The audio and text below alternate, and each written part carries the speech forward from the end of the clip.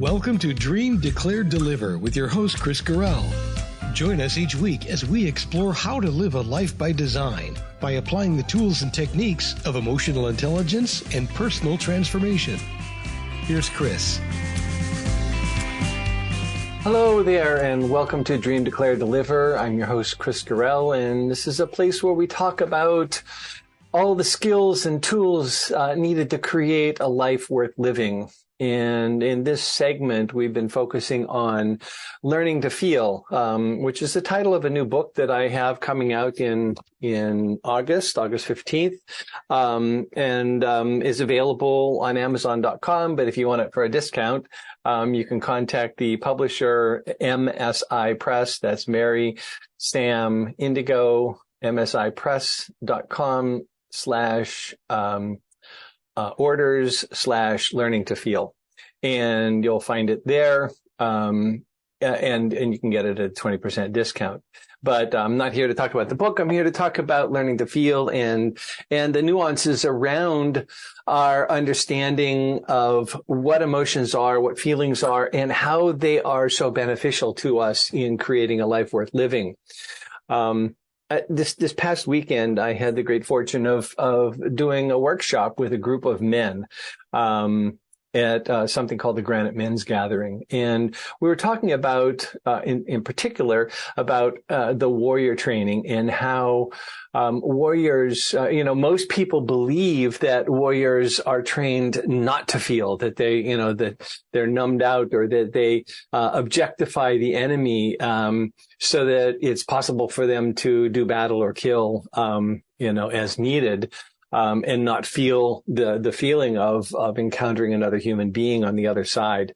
But that's not what warrior training is about. What warrior training is about is actually a sensitivity training to a heightened awareness of our emotions and the ability to stay present to those things that are going on inside of us, because emotions give us a huge insight into how we're functioning and how we're thinking.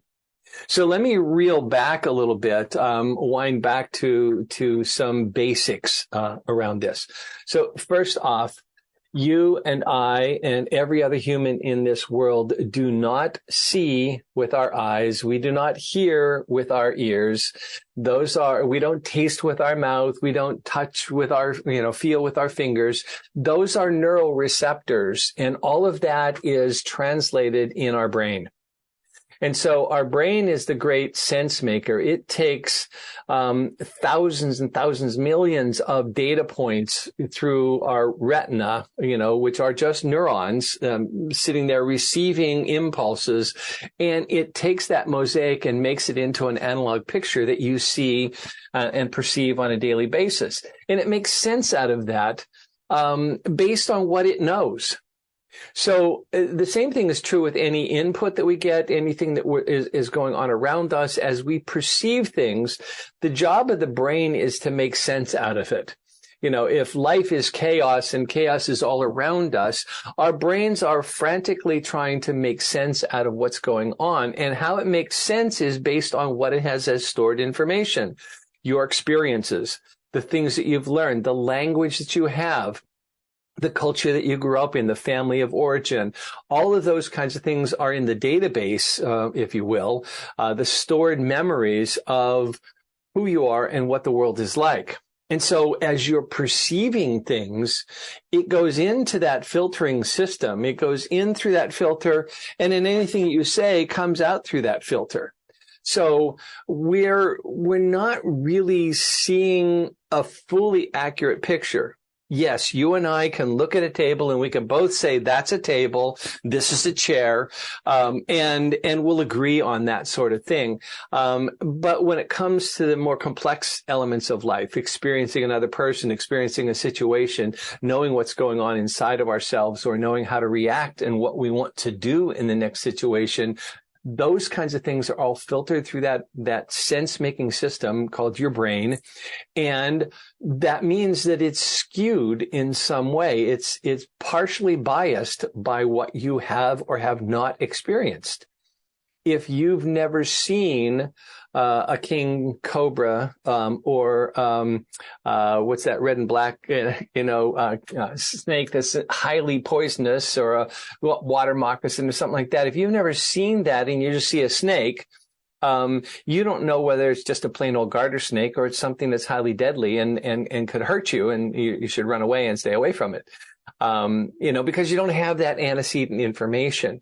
If you don't know, like, for instance, anthropologists tell us that the Carib Indians, the people who inhabited the Greater and Lesser Antilles in the Caribbean, they had no experience of humans with shiny chests and heads that were sparkling and shiny. They had no experience of canoes or boats with sails on the top of them, which they thought were clouds.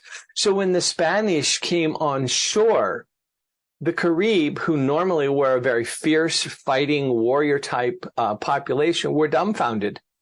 And it's said that the Spaniards made sport out of decapitating just, numbed Carib as they came on shore. They found them easy victims and took over quite quickly. And that's because there was no antecedent in the Carib's mind of what that was coming on shore.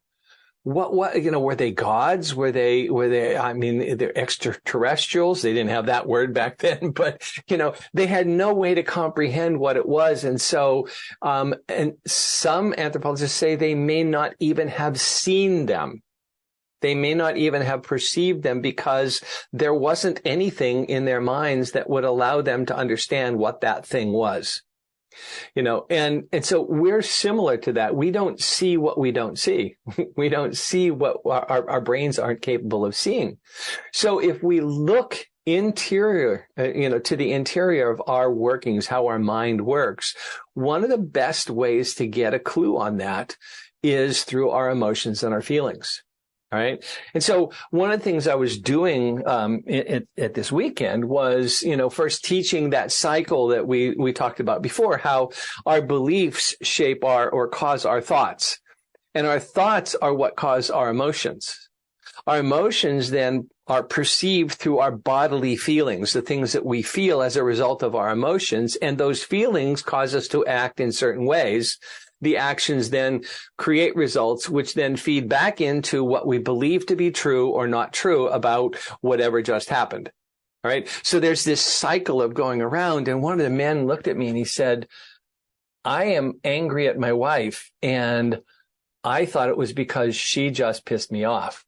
She just did some things that got on my nerves and she did it on purpose. Or she, whatever. But he said, I didn't realize that the reason I was angry was because I had a set of thoughts and beliefs about me and about her and about how things should happen, and that she wasn't working according to those things. He said, I need to go home and apologize to my wife for copying such an attitude about her when it's actually me and my thoughts that were causing those feelings, and later on, he came up to me and put his arm around my shoulder and he said, you may just have saved my marriage, in that one little thing where we're actually paying attention to, I feel this way. I'm angry. I'm pissed off. I want to go, leave, get out of here. I don't want to talk to you anymore, whatever. When he inspected that and got back to what the understanding was that was behind the emotion, he was able to see his part in that. So when we say that the warrior does training on emotional intelligence and emotional awareness, what we're really looking at is how that warrior can use the feelings that are triggered by the emotions. It can use that awareness in the present tense, in the here and now, to say, there's something inside me, there's something going on about me. Because if I'm in battle, for example, and I have a visceral reaction, or I have some kind of emotional reaction to something that's going on, if my sensing in the back of my head is off base, because I don't understand what's going on, I don't have any antecedent thoughts about that, my thoughts and beliefs that are causing my emotion are causing an incorrect action. And so I will be doing the wrong thing. I may be reacting in the wrong way to this situation that may require something else of me as a warrior. So what the warrior training is all about is learning to uncouple what the emotion is, what the gut response is, to see what the emotion is behind that, what the thought is behind that, and what the belief system is that's going on in there, so that we know exactly, much more accurately, how to judge our feelings when we're in the heat of the moment. So one of the stories I read once was that a samurai warrior will spend upwards of 10 years learning flower arrangement. And while he is meticulously working on a Zen garden or a flower arrangement, or just getting that sprig of pine just right, or whatever it is, his master trainer comes up behind him with a sword and whacks him on the butt or whacks him on the head, and causes him to pay attention in the moment, because he needs to be totally sensorially aware of everything around him, 360 degrees around him all the time, and being present in that way, being present to how his body is reacting, what he's doing, what he's feeling, and what are the thoughts. And when I say thoughts, by the way, I'm not talking about a cognition that is a sentence long, or that's something that is that you're aware of. What I'm talking about are all subconscious. They're below the level of consciousness. They're down in here, but they're happening inside the brain all the time. Just like your brain is monitoring your pulse right now, your stomach and your indigestion, or your hunger for lunch, or dinner, or whatever time it is that you're watching this. Your brain is monitoring all those autonomic functions in your body all the time. You're not aware of that, but it's doing it. And in the same way, it's having all these thoughts. It's manufacturing emotions out of beliefs and thoughts all the time. So if we're off base with that, if we haven't trained ourselves to learn how to be more accurate with our seeing, our perceiving, and our sensing, our emotions and our feelings are going to be off base. They're going to be maybe a degree off, maybe 10 degrees off. We might be somewhat close, but not quite accurate. But that can be a life and death difference. I'm not a golfer, but friend of mine was a golf instructor, and so we went out one time. He invited me to be on a what's called a scramble. I'm dangerous on a golf course. I don't belong there. But he said, like I'm a coach, and I'll coach you. And I said, oh, I'm very coachable. So so he had me hit a ball, and I'm strong and I'm big, and I hit it far, but I hit it far into the woods. And he said, so what I want you to do is just move your right foot 1 inch further forward. And I want you to, I had a hold of my grip here. He said, I want you to rotate your wrist just 1 degree, just a slight rotation forward. So now keep your eyes straight down, swing through the ball. And I hit it, and it went straight down the fairway, right down the middle of the fairway. So what that says to me is that a 1 degree difference right here at the beginning can put you either on the middle of the fairway, 270 yards down or 200 yards down, or it can put you in the woods, if you're off by 1 degree. The same is true of our emotions. The same is true of our beliefs and our thoughts. If we're off center, where we're going to end up is not where we want to be. So the whole system of training around emotional intelligence and around learning to feel is learning to understand that those feelings are an access point. And they tell you a lot about what your beliefs are, what your thoughts are, going into this. So let's take a couple of emotions, some ones that are common. Let's take, for example, love. All right. One of the great emotions. And again, the emotion itself is a very complex pattern of, thoughts, beliefs, all those kinds of things together, about who you are and who the other person is, or who, or how you are treated in the world, what you grew up with. If you've never experienced love in your family of origin or from your mom or something like that, you may not know how to love another person.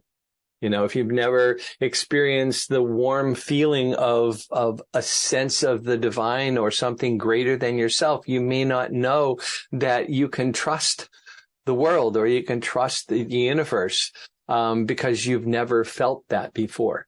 But if you've had that experience, and that's just something that feeds into that whole complex thing called the emotion, all those beliefs and thoughts that cause the emotion or manufacture the emotion, then the experience that you have, the feeling that you have, is a tingling in your chest or in your limbs or in your groin or whatever. You may feel attraction. You may feel warm all over. You may feel flushed in the face when experiencing first love or something like that. So when we feel that, what we can actually do is wind back to say, oh, that's the emotion love. What then is the belief and the thought that have manufactured that love? Love just doesn't come crashing upon us, and I am sure that all of you have attempted at some point to love another person who didn't get it, who didn't perceive it, because they may not have had the context for it, they may not have had the framing for it, or they may not have been receptive to, because of their belief system or what's going on in their heads, they may not have been receptive to what you were doing.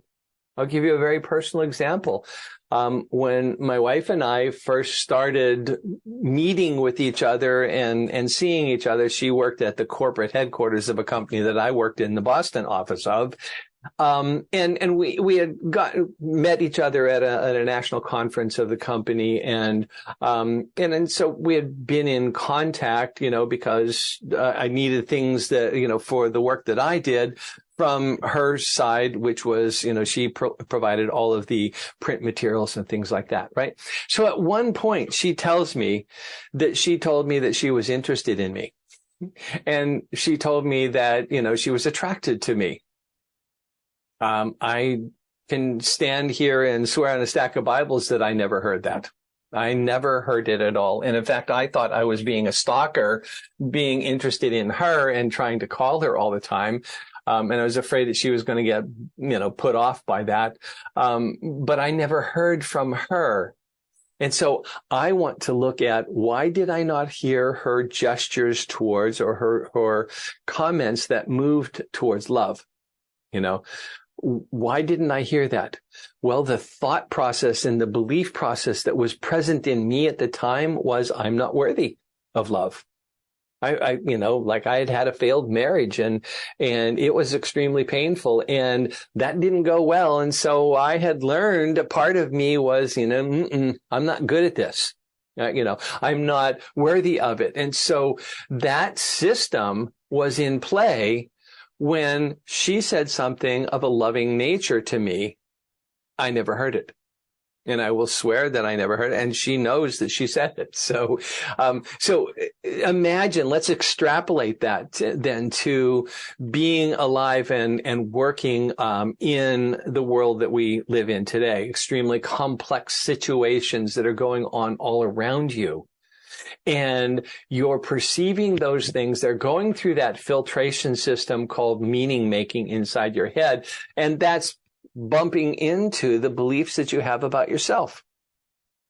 Are you going to be accurate with the feelings that come out of that belief, thought, emotion sequence, are you going to be accurate with that, or is it going to be slightly a degree off center, 2 degrees, 10 degrees off center? That's the question. That's the training that we need to do in order to better feel and understand what our feelings are telling us about our emotions, beliefs, and thoughts, so that we can become more responsive and more effective in understanding the other person. Because, we're not alone in this world. We're not solo actors. If you're a hermit, thank you very much. I'm glad you're watching, but I assume that most of us are in relationship at work. We're in relationships at home, and we're in relationships with friends out in society. And so, we have to interact with other people. If what I'm talking about is going on inside you, and if what I'm talking about is going on inside the other person that you're trying to communicate with or be in relationship with, how many degrees of complication does that make? What it means is that, when it comes to communication, we're basically screwed. We're basically in a difficult situation because of the meaning making that goes on inside of us. So I perceive a situation, right? It goes in through my eyes and ears and my senses, and it goes into my meaning making system. And I say, oh, this means that, and therefore I'm going to say such and so. Well, my speech comes out through the same filter system that my perceptions came in through. Right? And of all the things that are going on inside my head, what comes out of my mouth is only a loose approximation, I call it, of what's going on inside my head. And it's a loose approximation because my mind has chosen certain words to use in expressing what it thinks is going on. Those words come out, go into your ears and eyes and so on, and through your filtration system, and makes meaning, inside your mind, in which case you respond by selecting certain words through the filter again and speaking them back to me. So we have here several errors of translation that are possible to happen. Now, most of our words we agree on. Many things that we say are simply, I say there's a dog, and you say, yep, there's a dog, and we can get along fine, and we don't stumble and fall too often. But when it comes to the more complex stuff, the really deep stuff, we can be off, we can miss it, we can not hear it. We may say something that lands because of the choice of word, has a buzzword in it for somebody else that we're talking with, and it lands the wrong way. How many times have you been in a conversation with your partner about, what we plan to do tomorrow? And then you get up and you start getting ready to go do whatever it was that was. And your partner comes in and says, why are you doing that? And you say, because that's what we talked about last night. And you say, that isn't what we talked about last night. We talked about this. I don't know about you, but that happens to me a lot, and I'm so grateful that I have a wife who's understanding of that process, because there are often times when we miscommunicate. We say things that we assume each other understands totally. And then when we go to take action on them, we're in different places on that. And what I find over time is the more time I spend with Sarah, the more time we're together, like when we're on vacation, those error of judgments, those mistakes of understanding don't happen near as much as when she's busy at work and I'm busy at work and we haven't touched bases a lot during the day. There's a lot of miscommunication in that. So with practice, we get better at aligning our understandings of each other. With practice on learning to feel, the warrior gets better at judging the situation, knowing how to respond to the situation. With practice on learning how to feel, you and I get better at learning what's going on inside of ourselves and how we can correct rotate the wrist 1 degree, and move ourselves in the direction that we want to go. If we're interested in creating a life worth living, part of the formula is knowing the inside of you and what it is that's really, truly there. This past weekend at the gathering with the men, we were talking about legacy. What is your legacy? What do you want your legacy to be? And when I talk with people about legacy, what they, the person they always wanted to be, or how they want to leave this world, or whatever, a lot of times my sense is it's just made up crap. It's a nice idea. It's a really beautiful idea, but it doesn't track with who that person is being, and how they're actually being on a day-to-day basis. It's a thing that's a wish that's out there that they think is a nice thing to say, and certainly is something to aspire to. But it may be 10 degrees off of phase from where they're at right now. And so what we were talking about in terms of legacy for each man was, how do you understand more fully who you are right now and what needs to change in your belief structure so that you can end up not in the woods, but, 200 yards down the fairway, dead center, on target for the legacy that you want to do, that you want to have. So the cool thing about this whole practice is that none of this going on inside our head, none of that is iced in or set in concrete. It's all mutable. If I used the example in the last segment about when I was a kid and I thought I had done something wrong and bad, and I carried that memory, which was very vivid with me all the time, all the way into my adulthood. And when I learned that that wasn't true, I had the opportunity to go back and change the script, to flip the script around so that I now understand myself not to be a nasty, angry kid, but rather a loving, caring person with who's full of compassion and driven to do good things. That's what's possible here when we're able to pull back the curtain on the feeling to emotion to thought to belief, back, reverse engineering what's going on right now into understanding what my belief systems are. And are those belief systems serving me? Are those beliefs accurate? Are those beliefs, things that we would defend or stand on as we're trying to create the life worth living, or the life that we have of our dreams? We want to know what our beliefs are. If I have a constant belief inside me that I'm not worthy of a life worth living, guess what my success rate would be? What are my chances of actually creating that life worth living if I think I'm unworthy? So I need to rewrite that script. I need to rewrite that belief. And that means that I need to build new experiences of doing things from that place of being in compassion, so that the more I act from my compassion and get results that show that my compassion has an impact on other people, the more I believe that I am a good person, a compassionate person, and the more my thoughts are going to direct emotions in that direction. So this loop of belief to thought to emotion to feeling to action to result to belief, that cycle is something that we can use to reverse engineer and get back in touch with what our belief systems are, so that we actually can have a more accurate perception of the world, a more accurate emotional response to the world. Our feelings and actions are aligned then with that belief system that is more accurate and more appropriate for what we want to be as a human being.